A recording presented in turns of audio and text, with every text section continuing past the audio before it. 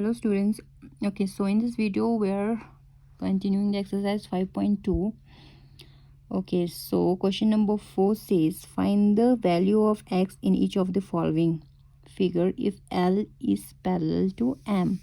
आपको गिवन है कि लाइन L जो है वो लाइन M की पैरेलल है, तो आपको क्या फाइंड करना है, x का वैल्यू फाइंड करना है, राइट। अब देखो x का वैल्यू फाइंड करने के लिए हम क्या करते हैं, हम क्या करेंगे, क्या कर सकते हैं आपको पता है कि L और M जो है वो क्या है, पैरेलल है। सो अगर आपको पता है L और M जो है पैरेलल है, तो आपके पास क्या कंडीशन है कि कॉरेस्पॉन्डिंग एंगल इक्वल होगा, ऑल्टरनेट इंटीरियर एंगल्स क्या होगी, इक्वल होगा, angles on the same side of transversal equals to supplementary angles. ठीक है, ये सारे कंडीशंस आपको पता है, तो ध्यान रखना है कि आप कैसे फाइंड कर सकते हो, राइट। तो देखो अगर मैं ये जो एंगल इसको फाइंड करूँगी, ठीक है, इजीली फाइंड हो जाएगा, क्योंकि ये जो एंगल होगा वो 110 के वर्टिकल ऑपोजिट एंगल होगा, राइट। मान लो मैंने इसको एंगल ए दे दिया, अपनी तरफ से नाम दे दिया, ठीक है। अगर एंगल ए मैंने फाइंड कर लिया, एंगल ए इजीली फाइंड हो जाएगा, क्योंकि ये क्या होगा 110 है, तो ये भी क्या होगा 110, क्योंकि ये क्या है वर्टिकली ऑपोजिट एंगल है, ठीक है। अगर ये 110 हो जाएगा तो हम कौन सा प्रॉपर्टी यूज़ कर सकते हैं, तीसरा वाला प्रॉपर्टी यूज़ कर सकते हैं, interior angle on the same side of transversal is supplementary. मतलब ये दोनों जो एंगल्स है वो सेम साइड ऑफ ट्रांसवर्सल पे है और दोनों इंटीरियर में है, तो इन दोनों एंगल्स को जब हम प्लस करेंगे तो आपके पास कितना आना चाहिए, 180 डिग्री आना चाहिए। वहाँ से आप इजीली एक्स का वैल्यू फाइंड कर सकते हो, राइट। तो मैंने एंगल ए को अपनी तरफ से नाम दे दिया, तो angle A equals to 110 degree. क्यों, क्योंकि ये क्या है, vertically opposite angles, vertically opposite angles, right. तो एंगल ए जो है वो क्या हो गया, 110 डिग्री हो गया, ठीक है। तो एक्स को फाइंड करने के लिए एक्स को अगर हम ए के साथ प्लस करेंगे तो आपके पास क्या आना चाहिए, 180 डिग्री आना चाहिए, right. A plus x should be equals to 180 degree. क्यों, क्योंकि ये क्या है, interior angles on the same side of transversal, interior angle on the same side of transversal, आपको रीजन देना है, ठीक है। तो ए कितना है आपके पास 110 you have, plus x equals to 180 degree, x का वैल्यू आ जाएगा 180 डिग्री माइनस 110, तो एक्स इज योर 70 डिग्री। तो यहाँ से आपको x का वैल्यू मिल गया, that is your 70 degree, right. This is your first part. Second part देखो कैसे फाइंड कर सकते हैं, L और M जो है दैट इज़ योर पैरेलल। आप इस तरह से देख लो, राइट। अगर L और M जो है पैरेलल है तो ये जो होगा वो क्या होगा, ट्रांसवर्सल होगा। तो एंगल आपको क्या फाइंड करना है, x फाइंड करना है। तो बहुत सिंपल है, इसमें तो कुछ नहीं करना आपको, सिंपली देखो ये यहाँ पे इस साइड इस लाइन के ऊपर आ रहा है और ये जो एंगल है वो इस लाइन के ऊपर आ रहा है, तो ये दोनों क्या आना चाहिए, कॉरेस्पॉन्डिंग एंगल आना चाहिए। अगर ये दोनों पैरेलल है तो कॉरेस्पॉन्डिंग एंगल क्या होगा, इक्वल होगा। ये 100 है तो एक्स भी कितना आना चाहिए, 100 आना चाहिए। सिंपल, ये तो सिंपली दिख रहा है आपको। तो x should be equals to 100 degree. क्यों, क्योंकि क्या है, कॉरेस्पॉन्डिंग एंगल्स है। सिंपल, यहाँ से आपको x का वैल्यू मिल गया 100 डिग्री। सेकेंड पार्ट में तो आपको कुछ नहीं करना, सिर्फ सिंपली देखना था कि ये जो दोनों एंगल्स क्या है, कॉरेस्पॉन्डिंग एंगल है, राइट। वहाँ से आपको x का वैल्यू मिल गया, that is your 100 degree. So okay, this is your question number 4। Next we will be doing question number 5। Question number 5 says in the given figure the arms of two angles are parallel. आपको एक figure given है, उसमें जो arms है, arms मतलब ये line और ये लाइन क्या है, पैरेलल है, ये लाइन और ये लाइन क्या है, पैरेलल है। If A B C is 70 degree, A B C angle, ये एंगल जो है वो क्या है, 70 डिग्री है, तो आपको फाइंड करना है angle D G C. Where is D G C, D G C ये वाला एंगल फाइंड करना है। तो इस एंगल को फाइंड करने के लिए हम इस तरह से देख सकते हैं। फिलहाल आप इस लाइन को भूल जाओ। तो ये दो लाइन है, उसको एक ट्रांसवर्सल कट कर रहा है, राइट। तो ट्रांसवर्सल के एक ही साइड पे ये दोनों एंगल्स, तो ये एंगल और ये एंगल क्या आना चाहिए, कॉरेस्पॉन्डिंग एंगल होना चाहिए। और ये दोनों लाइन हमें गिवन है कि पैरेलल है, तो ये कॉरेस्पॉन्डिंग एंगल क्या होगा, इक्वल आना चाहिए। तो ये 70 डिग्री है, तो ये एंगल भी कितना होना चाहिए, 70 डिग्री होना चाहिए। तो इजीली मिल गया आपको angle DGC, right. Angle DGC should be equals to angle ABC, angle ABC। क्यों, क्योंकि क्या है, कॉरेस्पॉन्डिंग एंगल्स, राइट। तो angle DGC equals to angle ABC कितना था, 70 डिग्री। तो ये भी कितना आना चाहिए, 70 डिग्री। एंगल DGC मिल गया आपको। सेकेंड आपको एंगल फाइंड करना है, एंगल DEF। ये आपको कितना मिल गया, 70 डिग्री। आपको फाइंड करना है angle DEF, angle DEF find करना है। अब देखो, इसके लिए आप फिलहाल इसको भूल जाओ। तो ये लाइन और ये लाइन क्या है, पैरेलल है, आर्म्स पैरेलल है, गिवन है आपके पास। और ये जो होगा ट्रांसवर्सल होगा। हमें अभी कौन सा फाइंड करना है, ये वाला एंगल फाइंड करना है। तो ये एंगल और ये एंगल क्या होगा, एक ही साइड पे है दोनों, और ये इस लाइन के ऊपर है और ये इस लाइन के ऊपर है। दोनों क्या है, कॉरेस्पॉन्डिंग एंगल है। और ये दोनों लाइन इक्वल पैरेलल है, हमें पता है। तो इसका मतलब ये दोनों कॉरेस्पॉन्डिंग एंगल क्या आना चाहिए, इक्वल आना चाहिए। तो अगर ये 70 है तो ये भी कितना आना चाहिए, 70। सिंपल। तो एंगल DEF जो होगा वो किसकी इक्वल आना चाहिए, DGC की, equals to angle DGC। Reason क्या होगा, कॉरेस्पॉन्डिंग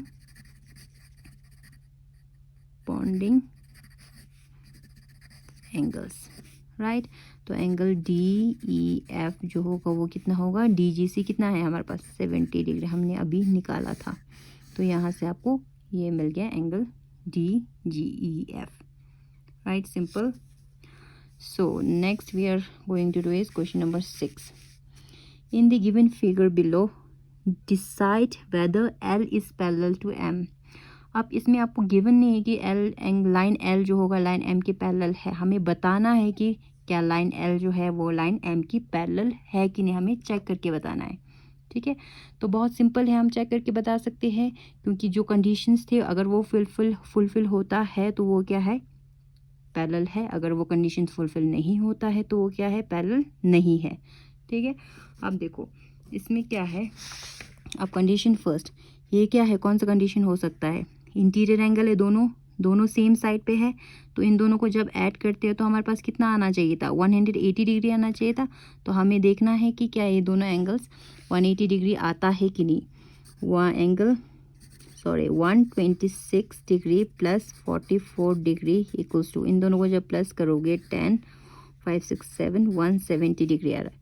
तो इसका मतलब ये 180 डिग्री नहीं आ रहा है, ठीक है। देयरफॉर अगर ये 180 डिग्री आता तो थर्ड वाला कंडीशन फुलफिल होता, angles on the same side of transversal is supplementary, वो वाला फुलफिल होता। तो ये फुलफिल नहीं हो रहा है, इसका मतलब L is not parallel to M, right. Next आपको देखना है कि आप इस L और M क्या पैरेलल है कि नहीं, हमें चेक करना। हम इस तरह से देख लेते हैं, ठीक है। अब देखो इसमें एक और कंडीशन होता है, वो मैंने बताया नहीं, राइट। अब कंडीशन क्या होता है, L और M इस तरह से देखो, राइट, L है M है। अब कंडीशन क्या होता है, अगर ऑल्टरनेट एंगल्स है, एक बाहर की तरफ है, दूसरा ऑल्टरनेट एंगल्स मतलब क्रॉस में होता है, राइट। ये दोनों भी क्रॉस में भी है, क्रॉस में है, एक इस ट्रांसवर्सल की इस तरफ है, एक ट्रांसवर्सल की इस तरफ है, राइट। अब कंडीशन क्या होता है, अगर ये जो लाइन है ट्रांसवर्सल के क्रॉस में जो ऑल्टरनेट एंगल्स है, एक बाहर की तरफ अगर एक अंदर की तरफ है, ठीक है, तो ये दोनों को जब प्लस करते हैं तो हमारे पास क्या आना चाहिए, 180 डिग्री आना चाहिए, राइट। ऑल्टरनेट इंटीरियर एंगल क्या आना चाहिए था, इक्वल आना चाहिए था। ऑल्टरनेट इंटीरियर एंगल मतलब दोनों एंगल्स इंटीरियर में होना चाहिए। अगर ये 75 यहाँ पे 75 होता, अंदर होता, तो ये दोनों ऑल्टरनेट इंटीरियर एंगल हो गया। ये 75 है तो ये भी 75 हो गया, इसका मतलब ये दोनों लाइन पैरेलल हो गया, ये तो ऑल्टरनेट इंटीरियर के लिए है। अगर यहाँ अगर एक एक्सटीरियर में है एक इंटीरियर में है, तब क्या होता है, दोनों सप्लीमेंट्री होता है। सप्लीमेंट्री मतलब इन दोनों को प्लस करोगे तो कितना आना चाहिए आपके पास, 180 डिग्री आना चाहिए। तो हमें चेक करना है कि 75 और 75 को प्लस करते हैं तो 180 आता है कि नहीं। अगर आता है तो ये दोनों लाइन पैरेलल होगा, राइट। ये कब होता है, ये ध्यान रखना, ये प्लीज़ मिस्टेक मत करना, आप कंफ्यूज मत होना। ये कब होता है, अगर एक लाइन एंगल बाहर हो, एक एंगल अंदर हो, इंटीरियर में हो लाइन के, तब सप्लीमेंट्री होता है। अगर दोनों एंगल इंटीरियर में होगा तो दोनों इक्वल आना चाहिए। ये 75 है तो ये भी 75 आना चाहिए ऑल्टरनेट के लिए, राइट। तो अगर एक बाहर है एक अंदर है तो दोनों का प्लस कितना आना चाहिए, 180 डिग्री आना चाहिए। सो यहाँ पे 75 को 75 के साथ प्लस करोगे तो कितना आ रहा है, 10 72 14 150 डिग्री आ रहा है। तो ये क्या है, 180 नहीं आ रहा है, इसका मतलब L is not parallel to M, right. इसी तरह से थर्ड पार्ट, ओके। अब इसको ये जो है सेकंड पार्ट की तरह, इसको मैं दोबारा रिपीट करती हूँ आपको ताकि आप कंफ्यूज मत हो ना हो, ठीक है। ये दोनों क्या है, ऑल्टरनेट एंगल्स है, लेकिन एक ऑल्टरनेट एंगल बाहर है एक ऑल्टरनेट एंगल अंदर है, तब क्या होना चाहिए, ये दोनों का सम, इन दोनों का सम 180 डिग्री होना चाहिए।